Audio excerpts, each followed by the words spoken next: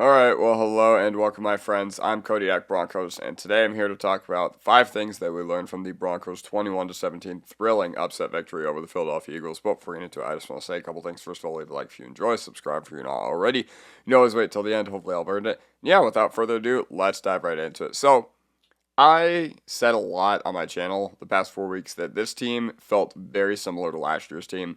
I felt like the deficiencies outside of the run game were still pretty apparent and noticeable on this team. I felt like we still just were beating ourselves when push came to shove against good teams, but that didn't happen. And the reason I say that we're not last year's team anymore is because last year's team doesn't win this football game. Last year's team finds a way to lose at the end when the Eagles were driving down the field.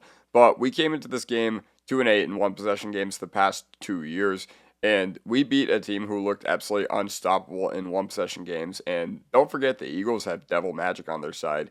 And they seem to win in the most ludicrous of ways. It reminds me of Kansas City last year.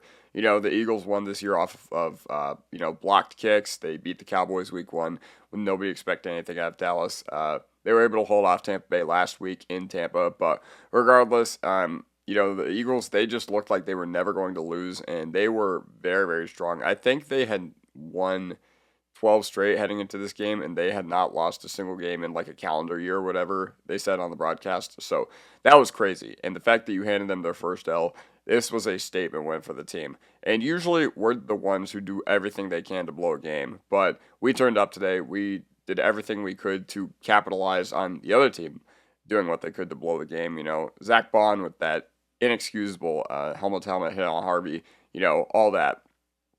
The Eagles also had that illegal shift penalty, but yeah, so this is what I'm thinking about. Number 2, Bo Nix got his signature win as a Broncos quarterback.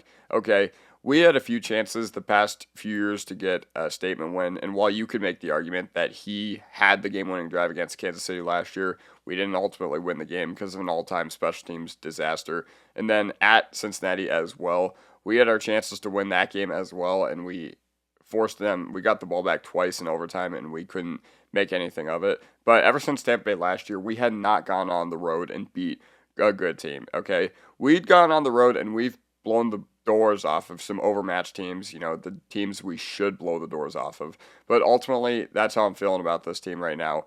You got a signature win, and it came while you were down 17-3, and you have no idea what this can do, not only for your quarterback's confidence, but for the rest of the team's confidence as well. But yeah, instead of getting our doors blown off this game like I expected us to, I was like, you know what? It's a short week on Monday Night Football. Granted, the game was low intensity, but still, it was a short week, which mattered for preparation. You're flying to London immediately after the game. Bo Nix took it as a challenge, being down 17-3. And I just want to give a huge shout out to our wide receiver 1, Cortland Sutton, with how scorching Nix and Sutton were, especially in the clutch. 3rd and 15 did not matter. Did not matter, and Bo Nix threw it right to Cortland Sutton. And yeah, overall, this was an amazing win from our quarterback. A lot of grit shown, especially with how bad the first 3 quarters looked. Never gave up, never quit. Body language was still good. So that was really happy. I was really happy to see that from our quarterback as well. Number 3, the defense has given us 1,000 chances to win every game besides the Indy game in week 2. Now, they did not force Indianapolis to punt, but we did make them turn it over on downs twice in that game, so that is something to note. They did not play good during the Indy game at all, but every other game this year, they've given us plenty of chances to win. Okay, had the offense been able to sustain stuff against the Chargers, I think that game turns out drastically different, especially because the defense was on the field for so many plays that game. They couldn't maximize their efficiency while they were on the field because they were exhausted, but the defense, they kept us in the game against the Titans, the Chargers, and now the Philadelphia Eagles. And Vance Joseph absolutely cooked with this game plan. I thought there were a few bad calls early. Like, I did not like pressing Moss and Surtain on 3rd and 17. You can blame Moss for getting beat on that and, whatever. That's not invalid. But, he should have never been put in that position in the first place, okay? Quarters up and just rally to the football. That's literally all you need to do on 3rd and 17 with no Bonitto and no Cooper on the field as well. But after that, he was really in his bag. And they did get that touchdown where Singleton was matched up with Saquon Barkley. But other than that, I thought Vance Joseph called, I don't know how many plays the Eagles had. I thought he called a phenomenal game, okay? I thought he made the right call on every play except for 2 of them that the Philadelphia Eagles had. And credit to the Eagles, they took advantage with the minimal opportunities that this defense did give them, but ultimately it was not enough for Philadelphia.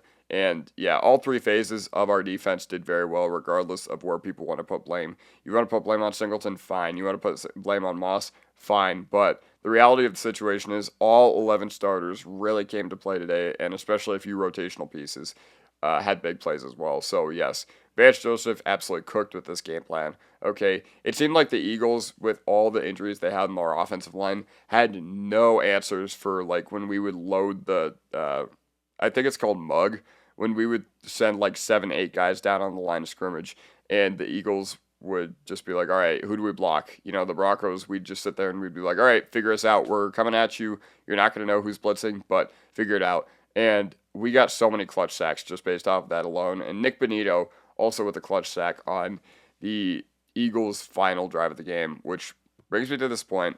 The pass rush is for real. Okay, and by the way, I did not mention this in the slideshow, but Nick Bonitto is now your odds-on favorite to be the Defensive Player of the Year in the entire NFL. So the Broncos are first in the NFL in sack differential, meaning how many times do you sack the quarterback and take sacks versus the other teams in the NFL? And Nick's, we know he doesn't get sacked a lot, but we do sack the quarterback a lot, so we are first in sack differential. But we have 84 combined sacks going back to last season, which is just absurd, insane to me. The Cowboys and Vikings are both in second with 62. And Bonitto leads the NFL in pressures, 31, sacks, 7, despite being 105th in the NFL in pass rush snaps, which I believe he has. I don't know how many pass rush snaps he has, but regardless. So yeah, that's how I'm feeling about our pass rush. The Broncos, we had 11 third down snaps yesterday. Pressured Hurts 5 times, and we got 3 sacks. You know, Hurts went 3 for 8 passing on third down as well, which, you know, we did a phenomenal job, okay? It seemed like the Eagles were not opportunistic enough with the small amount of opportunities that they were given throughout this contest, but overall, I did really think that we did a great job of, you know, containing Hurts and just making his life miserable because we sacked him 6 times. And yeah, a couple of those were when he ran out of bounds, and you could be like, well, was that really a sack? I don't know, man. But regardless, Sean Payton is a great coach as well. You know, Sean Payton, a lot of people have said, give up play calling, and I'm just like, why? Why would you want to give up play calling, okay? Sean Payton also didn't panic when we were down 17-3, and Dobbins and Harvey only got more involved, it seemed. And going for 2 is something I never would have done. But props on the Stones for Sean Payton for doing that and having the correct play call to convert on that as well. Okay, I've been saying this entire time that, you know, I did not agree with going for 2 at Cincinnati last year, and it was only, I think, proven right by the fact that we made them punt in overtime.